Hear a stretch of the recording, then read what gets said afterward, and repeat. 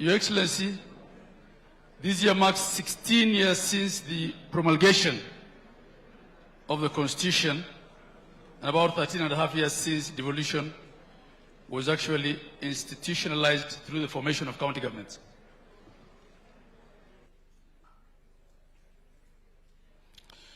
Your Excellency, the data that I'm going to share here is from our open data portal at the Marifa Center of Council. At the Council, we have a team that tracks vital data, just like KNBS does, from counties. And at times, there might be some slight differences here and there. Go ahead, please.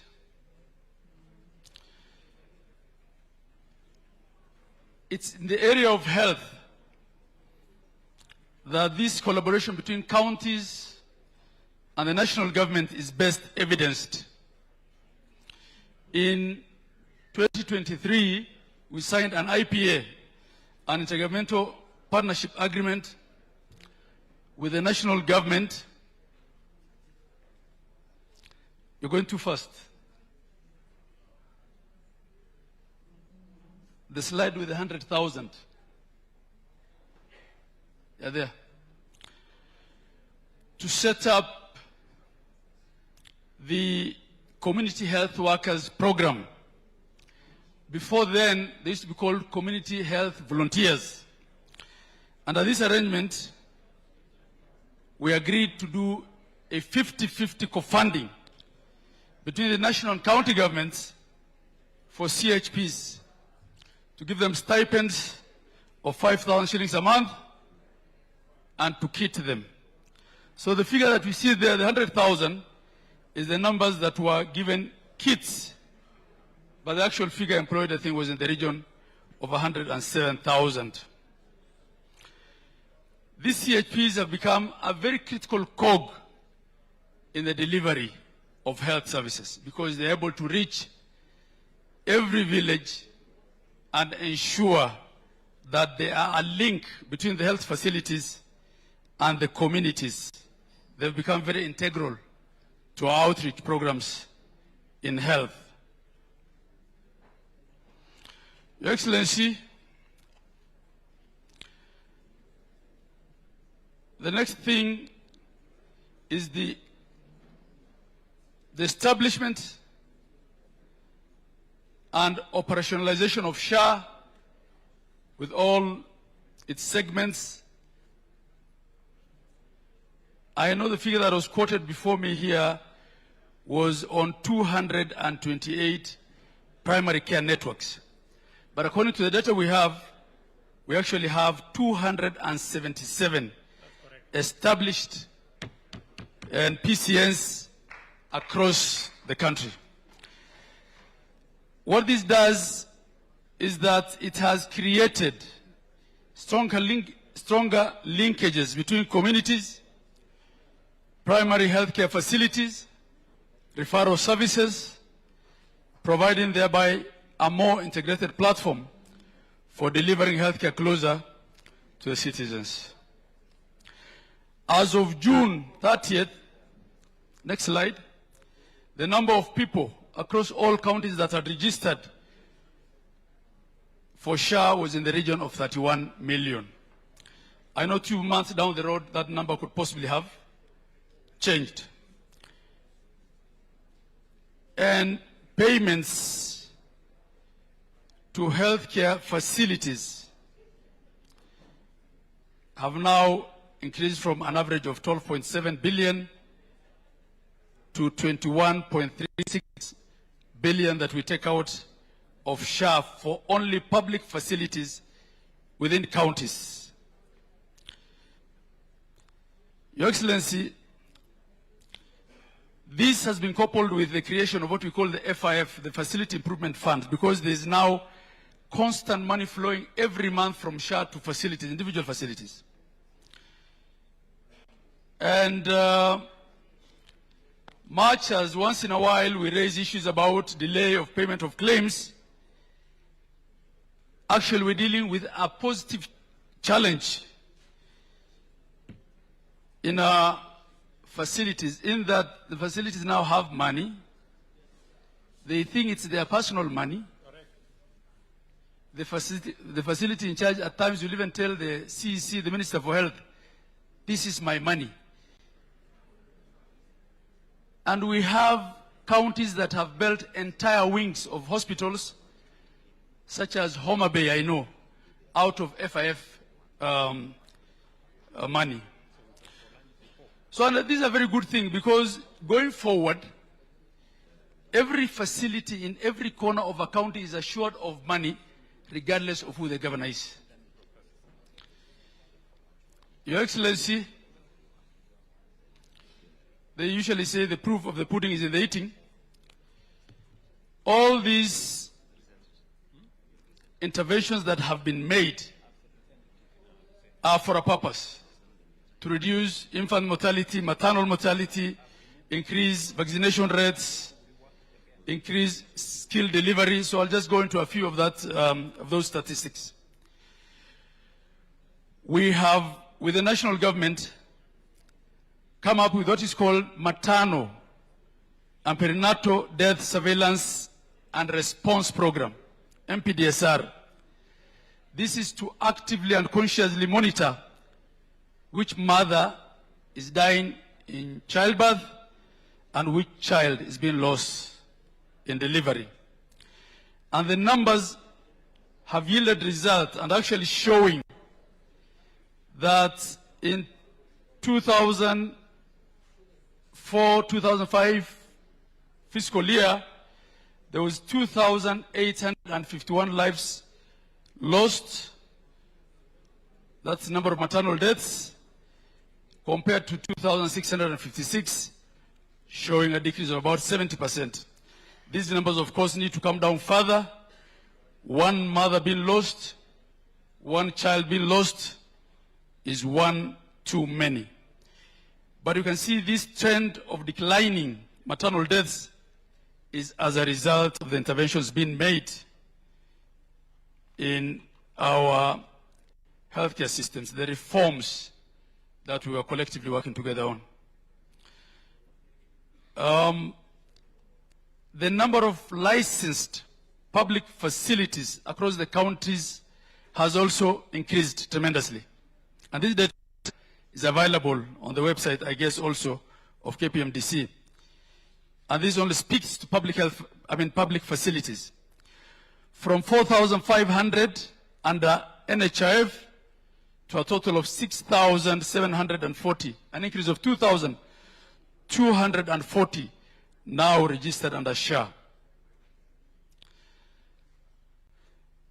The number of hospital beds established across counties now stands at 10,104. And this includes, of course, ICU and HDU beds. Next, still in the area of health, when this administration came into office, the medical and service equipment scheme, I think it was commonly referred to as MESS, and I remember Senate saying MESS is a mess, had just lapsed. So the equipment was near obsolete with respect to the useful life, and there was no capacity to fund new equipment by counties. And so the idea of National Equipment Services Program, NESP, was conceptualized by this administration. NESP is now delivering equipment across all the counties, and at least 28 out of the 47 counties have received a number of equipments, including CT scans and MRIs, biochemistry machines, laparoscopic towers, and these are today available in nearly all the level 4 and level 5 hospitals, and for the blood and biochemistry machines, even in level 2 and level 3 hospitals. The last cog in the wheel of that reform was the setup of the National Ambulance and Emergency Services, which was launched the other day, which will actually be reimbursing county ambulances for delivering patients to county hospitals. So the question of asking patients rather, to pay for fuel of ambulances or charging them for ambulance service will now be a thing of the past.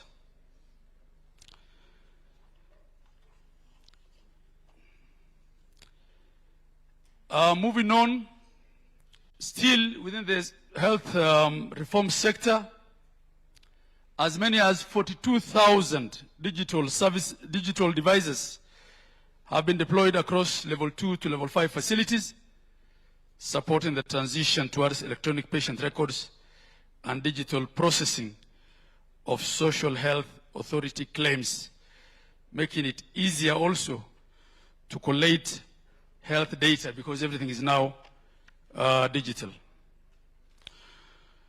So, Your Excellency, I think the one area where this collaboration in the last 4 years has really proved very advantageous to the counties and has really improved services to the common man is indeed in the area of health. Governors are usually quite protective of the health space because of the propaganda and the rumor that's always created that there's an attempt to roll it back. But I want to say that these things that we have achieved as demonstrated, and they may not be all the figures that you will require, will not have been achieved if we had not collaborated, from changing legislation to thinking through PPP arrangements for equipments, to the improvements that the administration has made in KEMSA, to programs such as MPDSR. Moving on, Your Excellency, the data of agriculture, I think what Honorable Mbadi gave is a lot more refined than what I'll give. The Council's data shows that, for instance, horticulture generated no less than 216.5 billion, up from 2003.6 billion in 2024. The amounts generated from coffee exports in 2025, for instance, just comparing 2 years, was up by 38.4 billion in 2024. And tea, according to our data, generated as much as 187.1 billion in 2025. Across all counties, food crop production has improved, with paddy rice output increasing from 169,300 tons to 180,000 tons, and maize deliveries slightly to 178,000 tons. And this is data that was all lifted from the last State of Devolution address that we had at the COG, showing that the programs that this administration has consciously thought of, such as the fertilizer program, are impacting on agriculture in all the counties. Your Excellency, agriculture's contribution to the national economy has, as a result, increased from, move a bit faster, 21.2% to 23.2% of GDP.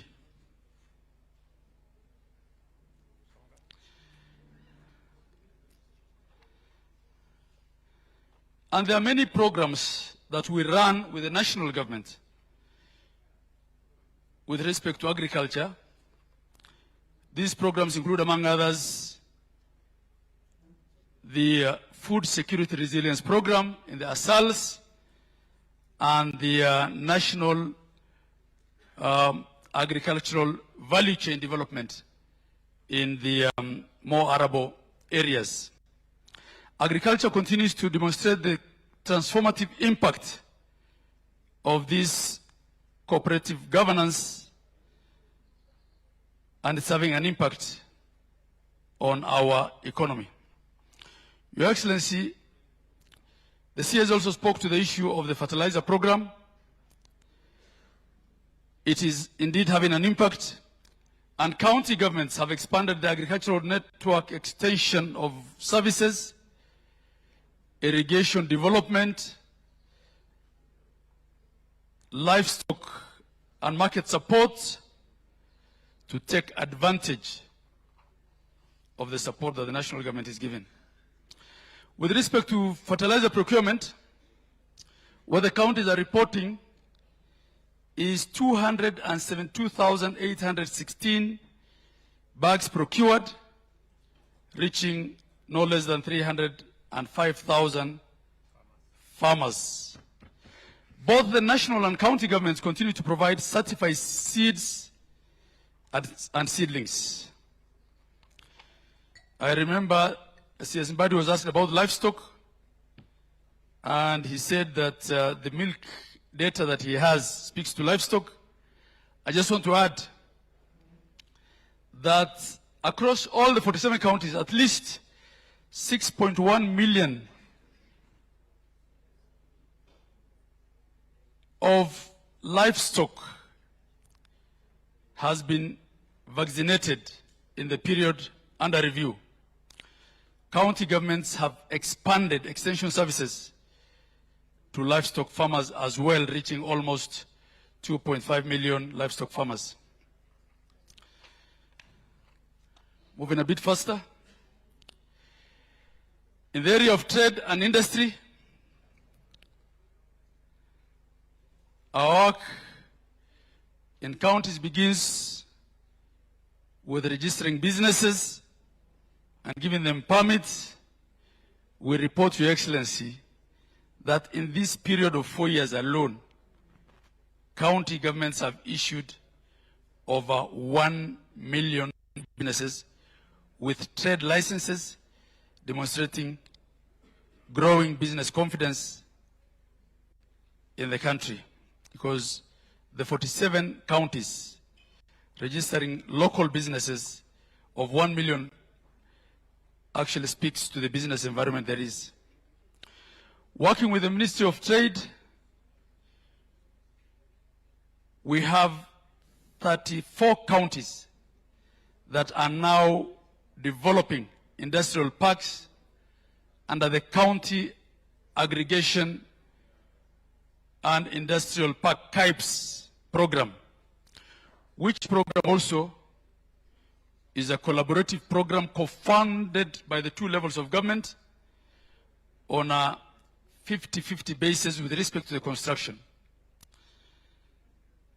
And governors have requested, Your Excellency, that the 13 counties that have not been funded so far, I think there's 13 counties that were worried that their funding has been removed in the last budget, that funding be restated, Your Excellency, in the supplementary, because I think this program now is picking up and all the counties don't want to be left behind.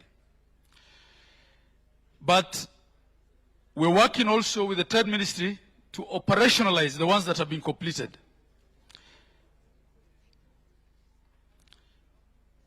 And this program, Your Excellency, is probably the biggest investment in cottage industries since independence.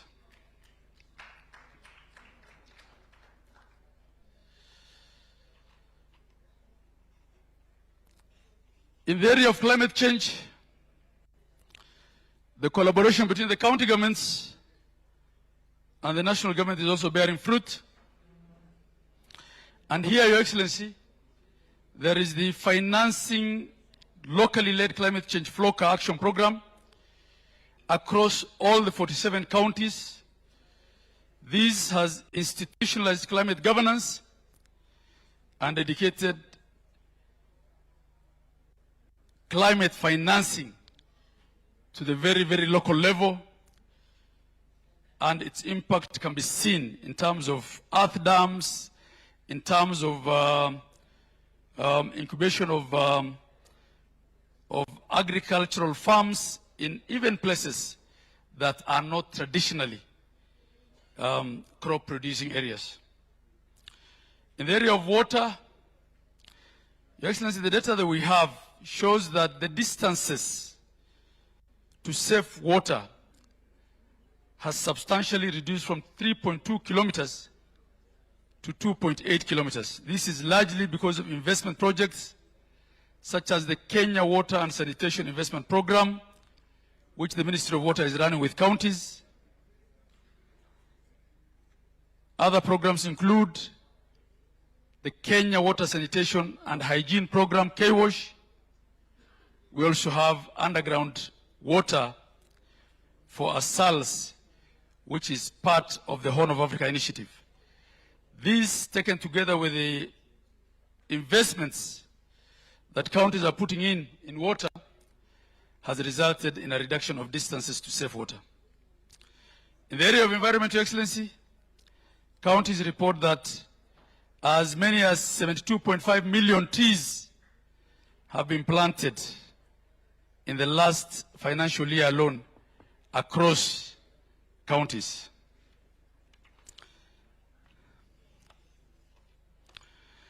Your Excellency,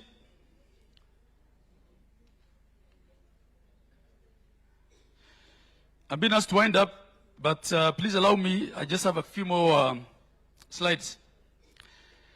The most contentious engagement we usually have, Your Excellency, between counties and national government is during the DORA process, which is counties always asking for more money.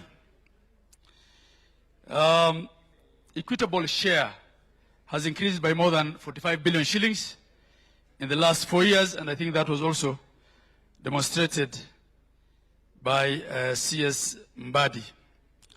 Counties' own source revenue has also tripled, because the more counties get, the more they're also able to generate their own source revenue.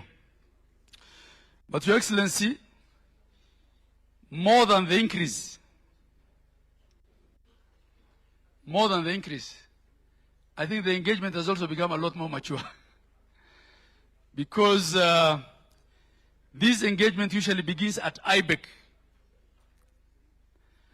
And I remember, and I think my predecessor, Anne Waiguru, is probably in the room. Anne, I can see you there.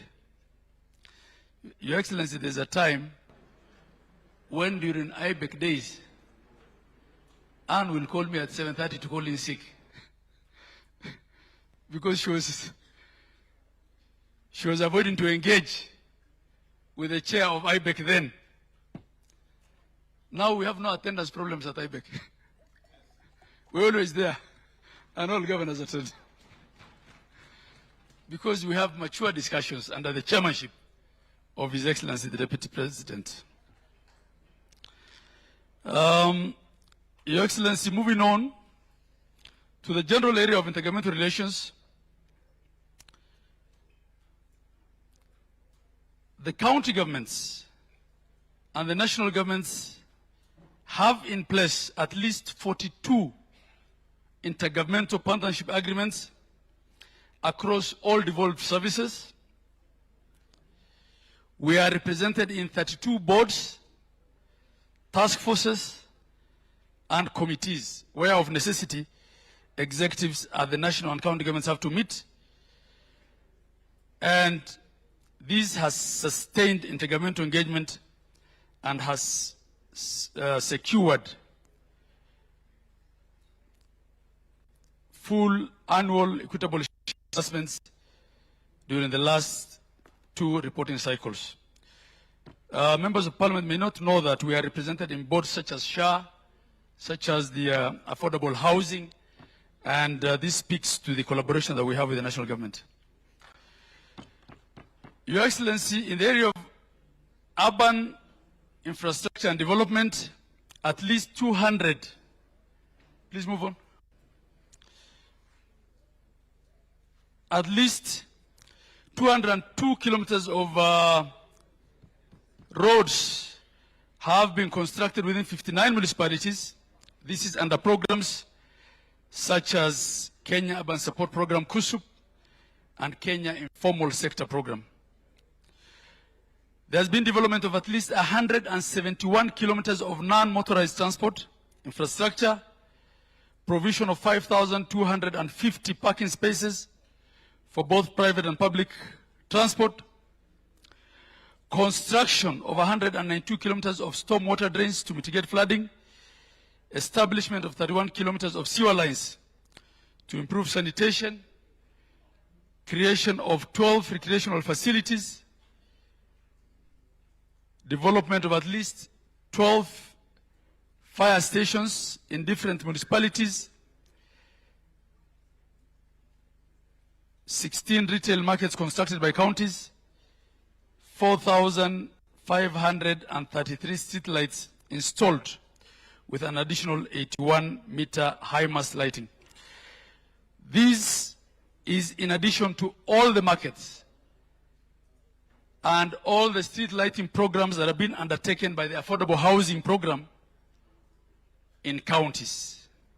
And needless to say, Your Excellency, in many of our counties today, the biggest housing estates that are visible are indeed the affordable housing program houses. In the area of roads, we continue to partner with Kura. In many of our sub-counties today, we're seeing tarmac road for the first time in many, many places. In fact, nearly all the constituency headquarters today can boast of some kilometers of tarmac. And for counties, we have at least 185,000 kilometers of roads that's maintained by the county governments. These are vital to link farmers to markets, children to schools, patients to health facilities. And Your Excellency will be glad if the issue of RMLF and the legal architecture around it can be completed so that there is harmony between members of parliament and the county governments. Please move on. I can see the mere mention of it is attracting some reaction. Let's move on. I think I've spoken to that as well. Just move on. In conclusion, Your Excellency,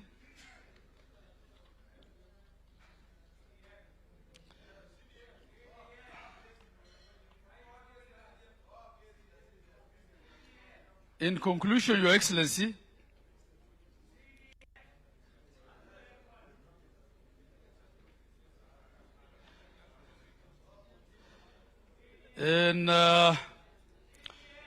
Your Excellency, in conclusion, I want to say this. As we've been told by my party chair, Gladys Wanga, down to 2027 has begun today.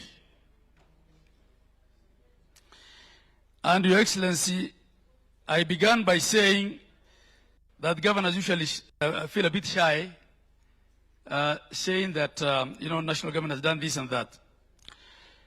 But I've also said before that as a council, we're not the official opposition. In any case, the official opposition today is ODM, and they're here with us. I think for this 1 year as governors, it will be fair that we speak more of the collaboration that we've had with the national government and what we've achieved with respect with that collaboration, and less of what we have not gotten or what we have through real perception been denied. Nearly all the governors in ODM and UDA are pro the broad-based government. We should take advantage of that. Your Excellency, your opponents, and we don't know who your opponent is as of now, one will try and use devolution and the strengthening and deepening of it as a promise for post-2027 elections. As the Council, we feel that this has been the most pro-devolution government or administration there has been. And Your Excellency, I'm licensed to say that because I think I'm the governor who has served longest in the leadership of Council, having served as 2 years, as Vice Chair for 2 years, and 2 years as Chair of Council. And I'm sure my sister Anne will agree with me. What we need to do, Your Excellency, then, I've not spoken to ECD, but there's much that we've done in the area of education. I just want to wind up because this gentleman keeps knocking on my door. What we need to do, Your Excellency, going forward, for the politics of things, and Gladys has spoken to us, is one, to speak at the mountaintops and everywhere, but two, to reduce cannibalization into each other. As UDA and ODM, and discuss the things that are likely to divide us in boardrooms rather than in rallies. And two, also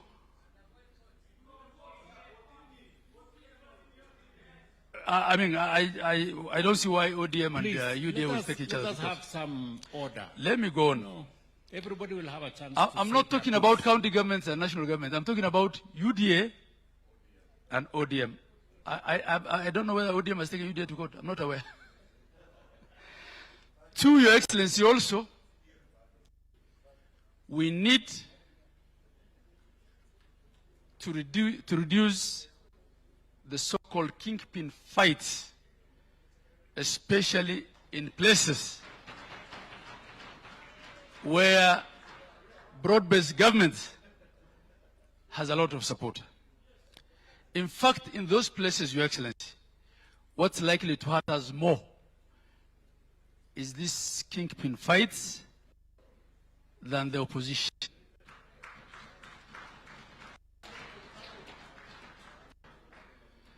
Honorable Junet is pointing at Aaron Cheriot. Maybe I have had something else in mind. I want to end it there. And honorable members of parliament, we are not party to the CDF case. No, please. We are not party to the CDF case. If a Kenyan enjoins us as COG, we have to send a lawyer to court. But we have no problem with CDF. We have absolutely no problem with CDF as Council of Governors. I think that debate is well behind us. Your Excellency, I want to assure you that as COG, family of Broad-Based, we will support you and will support this fight because I agree with you. We must come back as Broad-Based to power in 2027. The alternative is unimaginable. Your Excellency, some of the governors back there have a placard. They're not demonstrating. They're just reminding me of the issue of pensions. I don't want that to be the only thing that's taken out of what I said. I'll leave it at that, Your Excellency. I thank you all. Just before Mazzayo, 1 minute, stewards, just 1 minute. Thank you. Governor has really spoken to the heart of our administration's perspective on devolution. And just so that we all understand where we are vis-a-vis devolution. Because sometimes there is a lot of propaganda and fake news.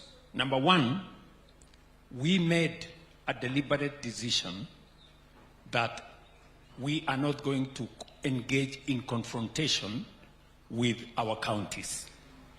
We made a deliberate decision that instead we are going to be consultative, we're going to be facilitative, and we're going to work together. We have done, in my estimation, about 6 critical things with our county governments. Number one, we have not only increased our shareable revenue that is going to the county. It was 370 billion in 2022, in the 428 billion, a whole 60 billion plus. That is fact.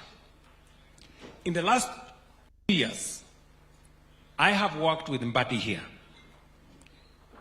Any money owed to counties, in the past, we used to cross the year and then counties are paid on the other side of the year and it becomes spending bills and many things. In the last 3 years, every coin owed to counties was paid before the end of the year. Governors are here. I am sure they agree with us because that is the correct position. When we came into office, we engaged these county governors. Number one, we started with community health promoters. They were all over in some counties, not in some counties. Some of them were trained, some of them were not trained, some of them were getting lit stipend, some of them were not getting lit stipend. We agreed with the counties that we need to standardize. And I must commend the county governors because we sat on a table, we agreed that we are going to engage community health promoters in all counties. We did it, we trained them. As national government, we promised that we are going to kit all these CHPs. We provided equipment for all the CHPs. I must thank the county governments. They paid half the stipend. We paid half the stipend as national government. Again, showing collaboration between our 2 levels of government. We agreed on fertilizer and farmer issues. The county governments participated in our program of registering farmers. We had only 350,000 farmers registered. Because of the collaboration between the national and county governments, we have now a register of 7.2 million farmers. We can now provide interventions, including fertilizer subsidy, on a voucher system that is on a digital platform. We have since eliminated brokers, we have eliminated cartels, because every farmer is registered. The county governments have given us some of the last mile. You saw here that there was a place where we said we have 228 centers where we are distributing fertilizer.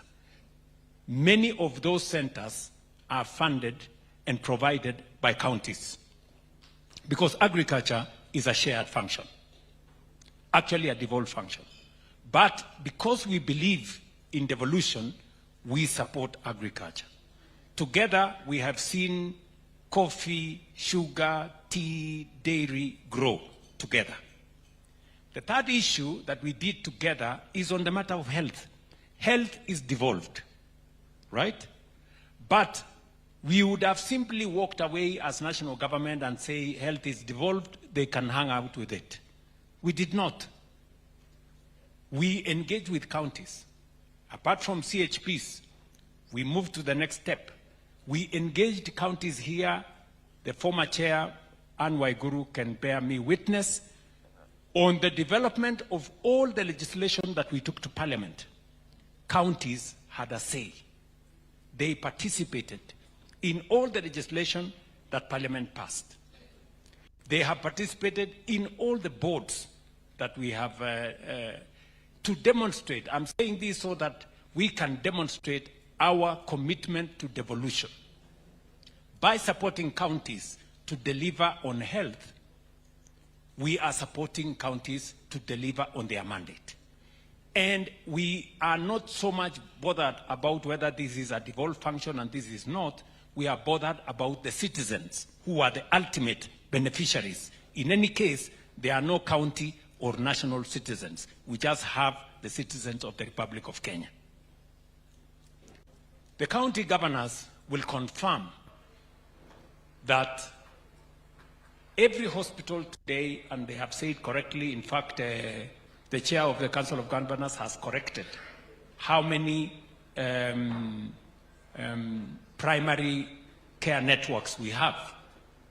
It is not 220, it's 278. Our ultimate target is 315, so that every part of Kenya is covered. Every hospital today has a digital gadget. Every facility today, we agreed with the counties that we will do a model facility improvement fund, and every county did pass in their legislatures facility improvement funds in every county. That is why today every hospital in the Republic of Kenya receives money directly from SHA for the citizens of Kenya that they treat. That is how we are improving the quality of service in that space. And I am very proud, I say here without fear of any contradiction, of the partnership that we have done with the county governments. We have also agreed with the counties on matters of equipment. You remember, we had an old program which we were calling MESS, and it actually became somehow a mess because we ended up in a lot of problems with it. Some of the equipment was not working, some of the equipment broke down, there was no mechanism of trying to improve it, and we have many difficulties. So, together, again, and I remember Anne and my good friend Ahmed here, we sat down with them as the leaders of the county, of the counties, and we designed a program where, instead of us buying very expensive equipment at very huge financial outlay, and also trying to maintain them, and also trying to service them, we decided that what happens globally is going to happen in Kenya. So innovatively, we now have equipment under the new program that we don't pay for. Manufacturers place those equipments in our hospitals, we only pay for service. It has made it possible for many hospitals in our counties now to have equipment, and that those equipment for the service is paid for by SHA. Again, collaboration between the county government and our national government because of matters to do with making service available at the county. Every county government, in fact, there were only 2 counties that had refused initially because I think they didn't understand. But now, every county government has signed an intergovernmental participating agreement, what we call the IPA. We have also agreed on KEMSA. In fact, there is now a further discussion as to whether we can net off, and I think that's a conversation Sakaja has been encouraging me to do. We can agree on how to net off some of the debts between what we owe councils, what they owe KEMSA, and what we can net off so that we can have a smoother program, because we must make sure together there are health commodities in every hospital. And on KIPES, this good man has said what we are doing together. Again, counties gave 250 million, and the national government gave 250 million for the KIPES. We have now in the budget, Waziri Lee, I think 4 billion shillings to equip all the county aggregation and industrial parks that have already been completed, so that we can make them operational, because these will be the first stages of cottage industries in our counties. Again, the county governments, we have worked together on them. And of course, the housing program. We have worked on it together. Some of the land upon which we are building affordable housing is national government. Some of it is county government. But we haven't distinguished this is county, this is national, because the citizens of any county, whether the land is national or county, belong to that county. And therefore, there is no need for us to waste time. Let me answer 2 questions that people I see people keep asking. People keep asking, why are we using national government land or county government land to build affordable housing that eventually is sold to individuals? This is my answer to them. National government land or county government land, there is a mechanism in the law for them to be converted. It is legal. And let me ask them, between a national government land or a county government land being used to develop housing which benefit Kenyans, and that same land being left for grabbers to take it or to own it, which one is better? Alternatively, between that land being squattered and slums developing in those pieces of land and it being converted into decent, affordable dwellings for Kenyans, which one is better? For a slum to develop or for an orderly, affordable housing to be developed? Logic. Akili bwana. Sio kama tunaelewana. You know, so because I see many people struggling there saying, oh, why are we? And the third question, which I want to answer, they keep asking, why are you selling to citizens houses that have been built on government land using...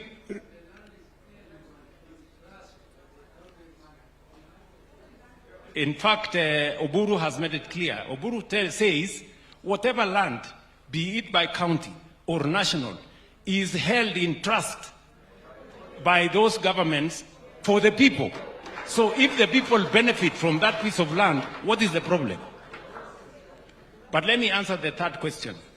The third, some people are asking, why are we selling to citizens land, houses that have been built on government land using resources raised by the people of Kenya? I want to answer them. It is because the resources that we have put together by the people of Kenya using the housing levy and the land upon which we are building this land does not belong to one person. It belongs to all Kenyans. So when you buy, you have to pay because we need the money to do the revolving fund until every other citizen has gotten a house. Then that is when we will stop. But until and unless each and every one of us has got a house, we will continue the revolving fund because in any case, we have a shortage of close to 2.5 million houses, and that shortage is growing. So we are chasing a number that is moving. That is why we must continue building on whatever land that is available and selling to whoever Kenyan wants to be a homeowner. That's how we are going to change our country. And I want, in that particular case, to thank our counties for being part and parcel of the transformation that we have undertaken, whether it is in health, in agriculture, in housing, in county education, national parks, and all the others. And I want to confirm that we do not have friction anymore between the counties and the national government because we have a deputy who will... So continue.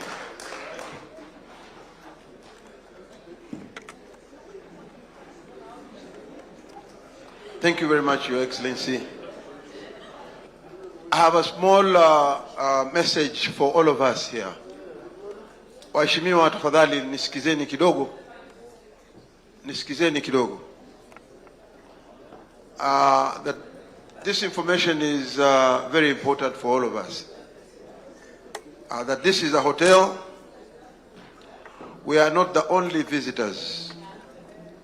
So please, do not leave your personal belongings or items unattended. We've had a few incidences. Therefore, please do not leave any of your items. For our sisters, your bags. For our brothers and sisters, you have telephones, so don't leave them unattended.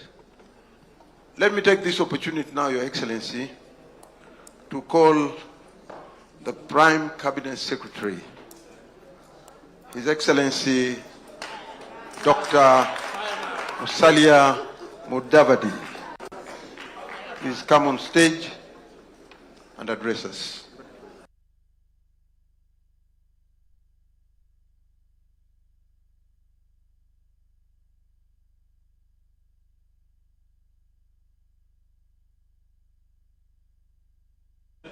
Party Leader Oburu, Deputy President Kindiki, and colleagues in the Broad-Based.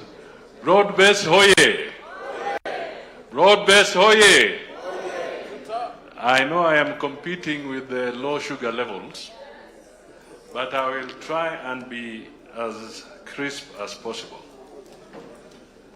Your Excellency, dear colleagues, Kenya's foreign policy gains and growing geopolitical influence is attributed to a sustained program of state and official visits, which are both inbound engagements with foreign heads of state and government, and also outbound and active participation in major multilateral forums. I can hear there are many people of Linda group in here, because they are talking too much. So, before we understand that statement that I've made, I think it is important that I profile the chief diplomat of Kenya, and that is His Excellency President William Ruto, who has provided strategic leadership in elevating our country's global standing and advancing our foreign policy posture. So, here is his profile, just partly, not all. President Ruto, one, is the African Union champion for institutional reforms.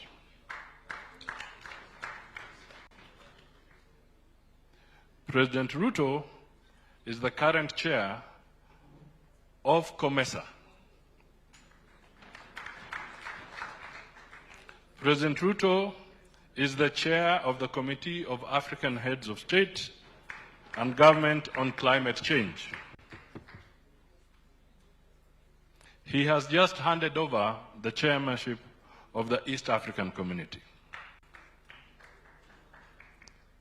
President Ruto is also the champion for Africa Continental Free Trade Area in Africa. He is also the champion for pharmaceutical manufacturing for the African Union. I am profiling this so that we can contextualize Kenya's growing stature in the diplomatic field. President Ruto has addressed 2 G7 summits. The 50th G7 summit in Italy in June 2024, and more recently, the 52nd G7 summit in France in June 2026. President Ruto has addressed, since he took over, 4 United Nations General Assemblies from 2022, including the Summit of the Future Plenary, which was very well received. President Ruto has become the second Kenyan head of state to address the Tanzanian parliament in Dodoma. The last one, the first one was Daniel Moi in 2002 November, and they called it his exit speech or his farewell speech. President Ruto has become the first Kenyan head of state to address the European Parliament.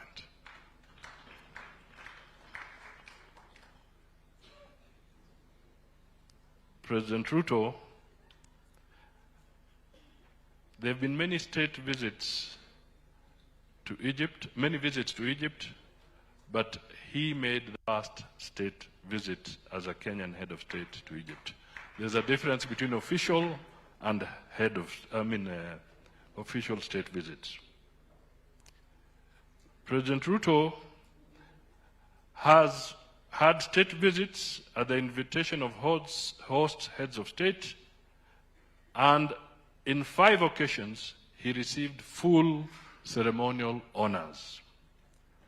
South Africa, June 2026, Kazakhstan, May 2026, United States, May 2024, Ghana, April 2024, India, December 2023, and Tanzania in October 2022.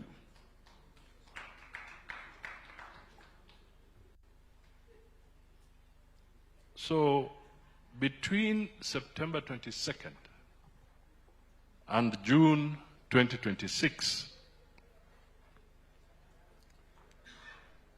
the head of state of Kenya has had 145 high-level diplomatic engagements, comprising 55 outbound state and official visits, 38 inbound state and official visits, and 52 major international conferences and summits. And this has resulted, just within that period, in the signing of 297 bilateral cooperation instruments with 57 partner countries and international organizations. I'll be sharing this with the Secretariat so that it can also be given to you. I'm just picking the highlights. So, what would be the landmark diplomatic achievements that I can sample? I don't want to give all, I just want to sample. First of all, just a few weeks ago, Kenya has now been elevated to Tier 1 under the African Union. Tier 1 is an enhanced status which gives Nairobi a stronger voice in shaping continental policies, peace funds, and trade agreements. Kenya now joins the continent's highest contributing economies. They normally call them the elite group, including Algeria, Angola, Egypt, Ethiopia, Morocco, Nigeria, and South Africa. This tier group, I think you listened to Mbandi very well. The strong economy has contributed to this, and the strong economy is led by President Ruto. Non-major NATO ally of the United States. President Ruto led a delegation in May 2024 to the United States. I had some governors mentioning how they found it difficult to access certain places. And this was the first visit by an African leader to the White House officially over a period of 16 years.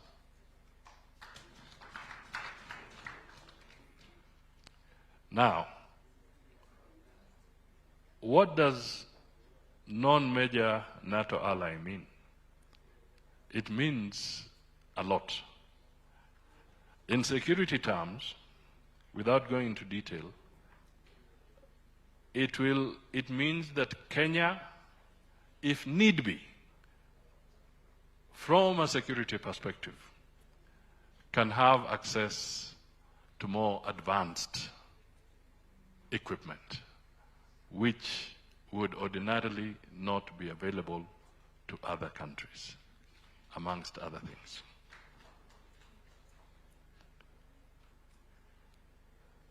Kenya-China relations were elevated to an all-weather comprehensive strategic partnership after a state visit by the President.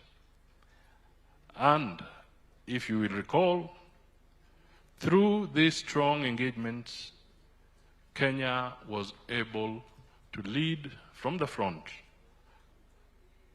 in getting through FOCAC the declaration that has given Africa access for free preferential trade to the country of China. A very, very big achievement for Kenya and for Africa, and the President has been at the forefront of this. Kenya has signed a SEPA agreement with the United Arab Emirates, a comprehensive economic partnership agreement. Kenya has also signed an agreement with the European Union, EPA.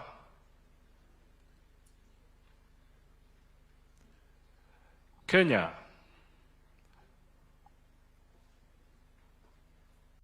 on the economic front, on the political front, has just finished a mission in Haiti, a peacekeeping mission, where Kenya came out to support a strong peace effort in Haiti when everybody globally was running away from that. So we have reasserted our position as a key contributor to peace initiatives globally under the UN framework.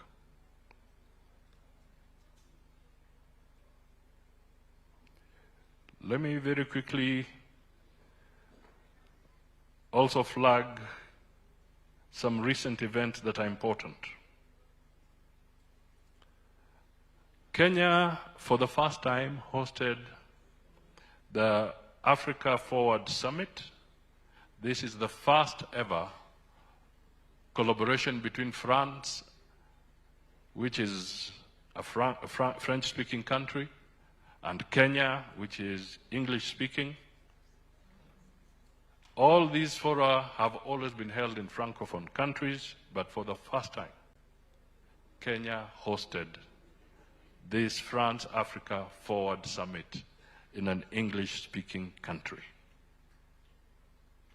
This summit brought together, in May 2026, 26 heads of state and government, 5 vice presidents, deputy prime ministers, 3 first ladies, 12 ministers, 23 heads of international organizations, including the United Nations Secretary General, and several non-governmental organizations, and the private sector.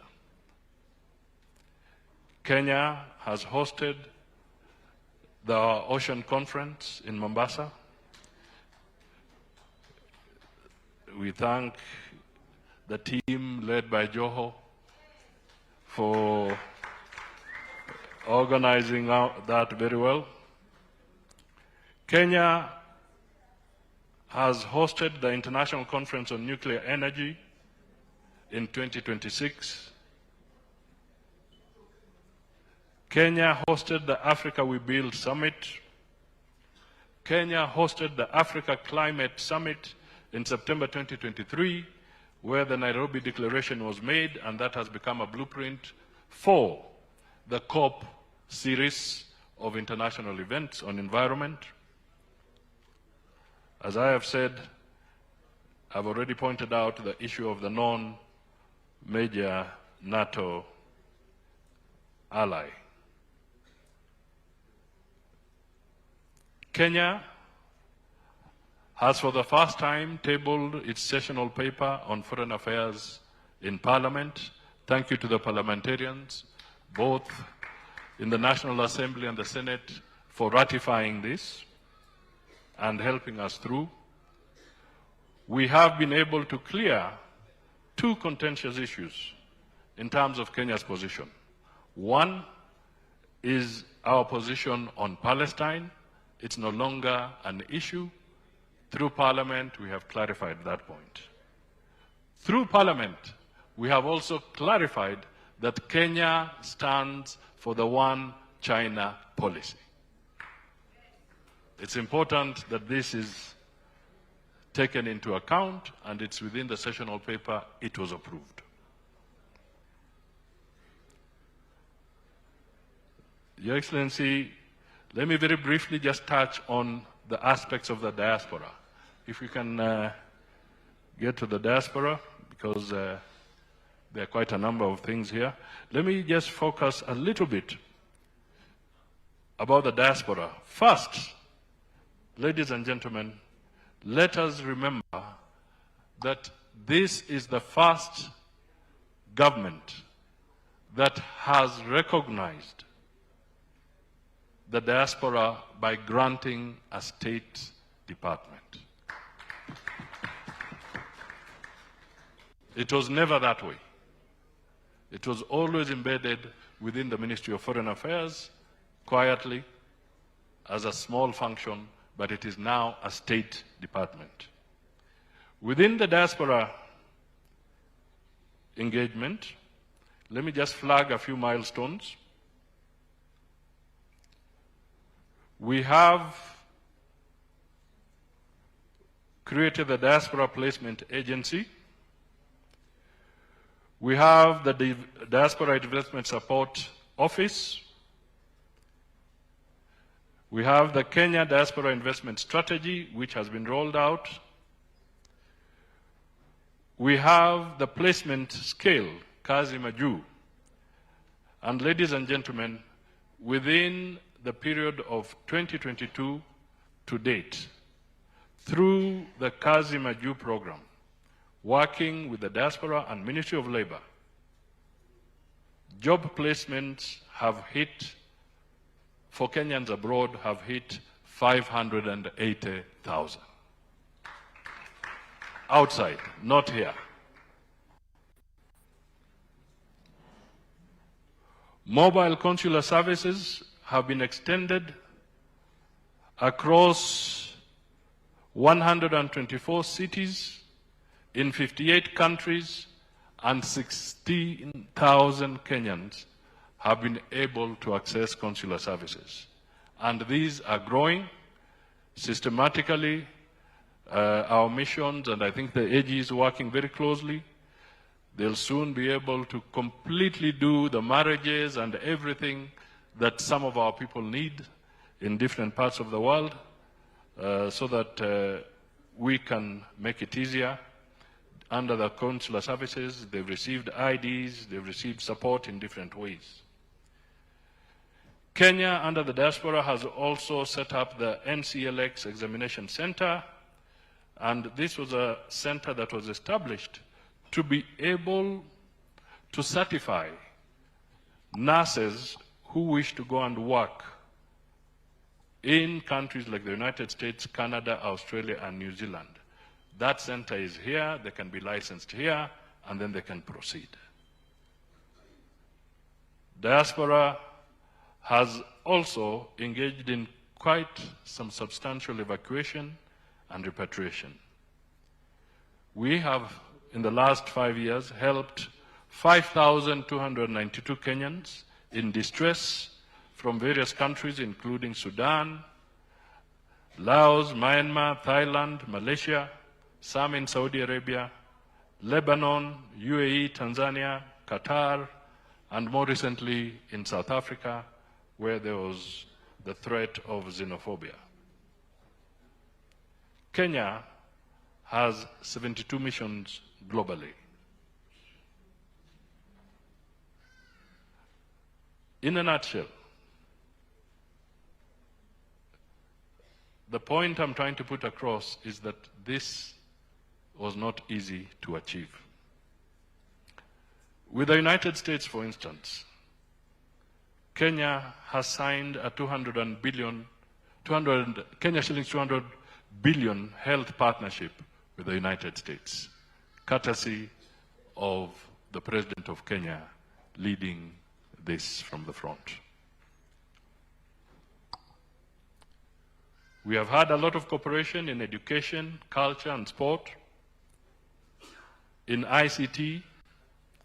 More recently, the President made a visit to Belgium, and one of the things he's very close to concluding is, in the ICT sector, is the data adequacy, where Kenya will be categorized through the European standards as one of the most suited nations for matters ICT. That, again, is going to be very, very important in our journey on the digital engagements and advancement. Let me now almost conclude.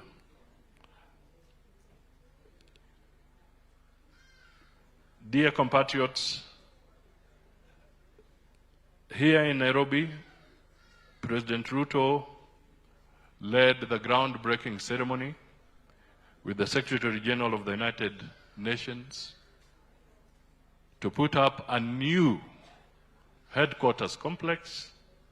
The estimated cost for the new UN expansion program is $380 million plus US dollars, which means, when complete, apart from what Kenya is doing in Bomas with their own resources, the United Nations complex here at Gigiri will be able to host a UN General Assembly after the completion.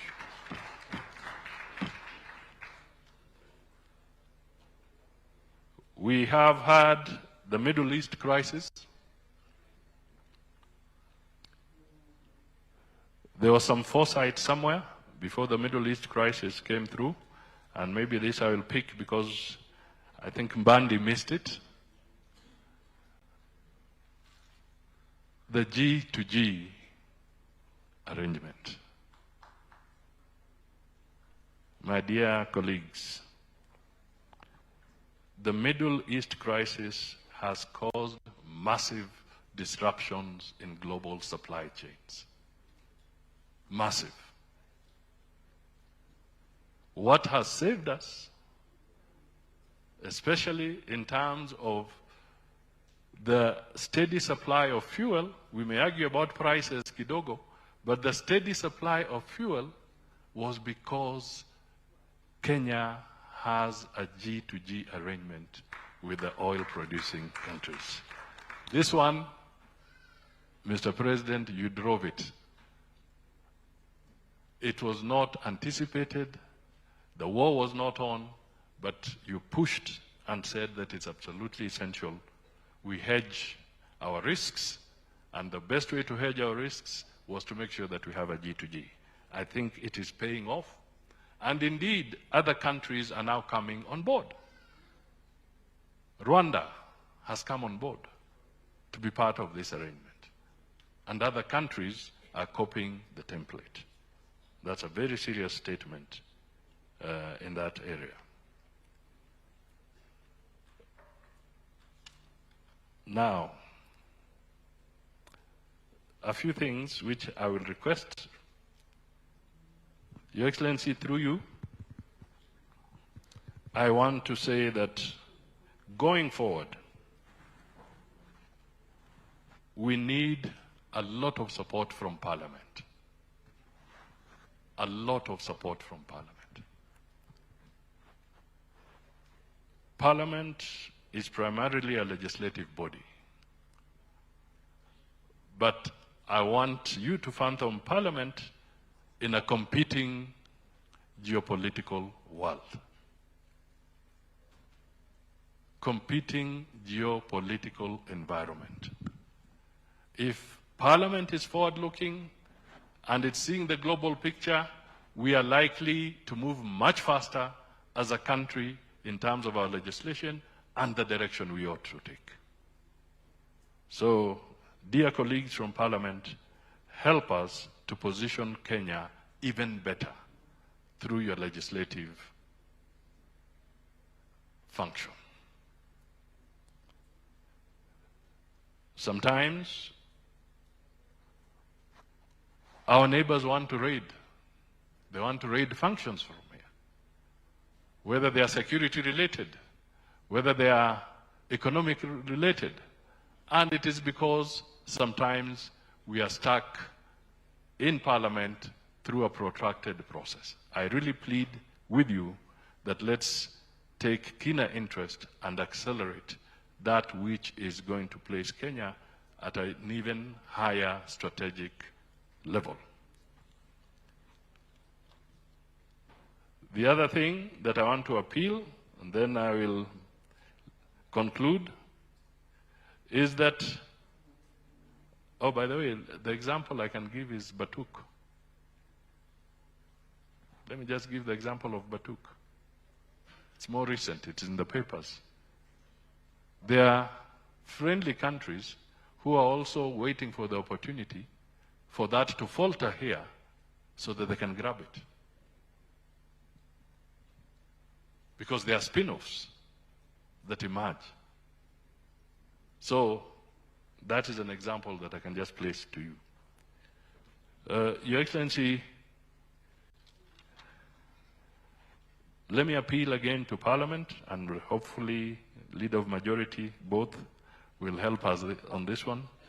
We strongly wish to see the public participation bill concluded.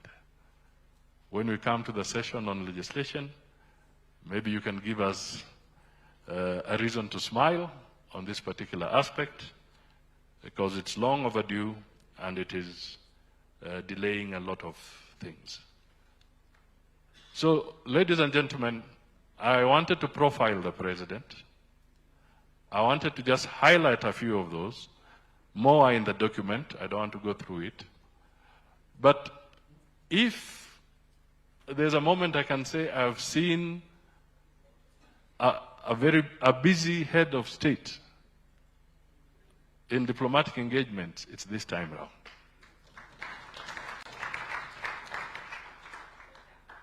You cannot have that profile, those engagements, unless you have an active head of state on the diplomatic front. He has literally, and I can say this without blinking, he has literally become not just the voice of Kenya, but the voice of Africa. A consequential diplomatic voice, a consequential diplomatic influence, which we need in order to consolidate Kenya's diplomatic standing even further. Kazi kwenu, kazi kwetu. Finally, let me say thank you, Mr. President. I've enjoyed very much working with you in the foreign docket. It is excellent. We continue looking forward to your support. Tukienda mbele. Asanteni sana. Haya, tumpigie Mheshimiwa Musalia makofi jameni. Asante sana waziri. Now, we decided to have that session because part of what informs our success, especially in the economic front, is the perception of Kenya globally. It is important that we have a national posture as a country that assists in bringing foreign direct investments into Kenya. People must develop confidence in our country. If you don't remember the many things Musalia has said, remember 5 things. Number 1, in diplomacy, we put the citizens of Kenya first. That is why we have a State Department responsible for Kenyans in the diaspora, because they are our biggest ambassadors. How we treat them how they speak about our country out there informs how others think about our country. That's number one. Number two, we hosted the first Africa Climate Summit, the first ever hosted by any country. It gave us real status in the continent. It was a global event. It was a continental event. And it was a measure of stamp of approval by the continent, by the sheer attendance. Number three, Kenya became the African country that was invited by the United States for a state visit in almost 20 years. No other African country had been invited, signifying the place of Kenya in the international community. Number four, being a Francophone country and understanding the stature of Kenya, France chose to have the Africa Forward Summit hosted by a Francophone country for the first time by an Anglophone country for the first time in French-Africa relations. And it was a big milestone. And number five, Kenya became the country that attended the G7 this year, representing Africa. And I want to tell you, our standing is in real good shape. So, together with you guys, we have profiled our country positively. Now, we need to wrap up this space on where we stand today. There is no better person who can connect between the economy, the social issues, education, devolution, diplomacy, better than my deputy. So, he is going to provide the wrap-up for this and to give us now the complete picture. John has spoken to some aspects of it. The chair of Council of Governors has spoken to some aspects of it. Musalia has spoken to some aspects of it. But the complete picture of where we are, the most appropriate person to do that in the program is the Deputy President. The question I want to ask us is, does he do it now? Or we do lunch and then come back so that we can complete now? By consensus, everybody says he does it now. Mr. Deputy President, you have the floor so that you can now connect the dots. Wale watu, kuna wengine walihepa wakaenda lunch wachache. They need to be mobilized. Pardon? Okay, so we do lunch and then we come back. Okay. Again, we revise consensus. So, Mr. Deputy President, we will go for lunch. Okay, so we break for lunch for 25 minutes. 25. So we will be back here quarter.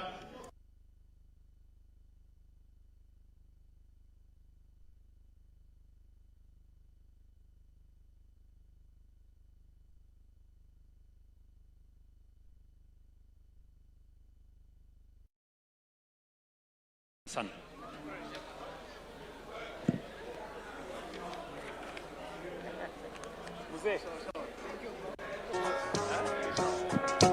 Wimbo ni naimba, sio wimbo ni maombi.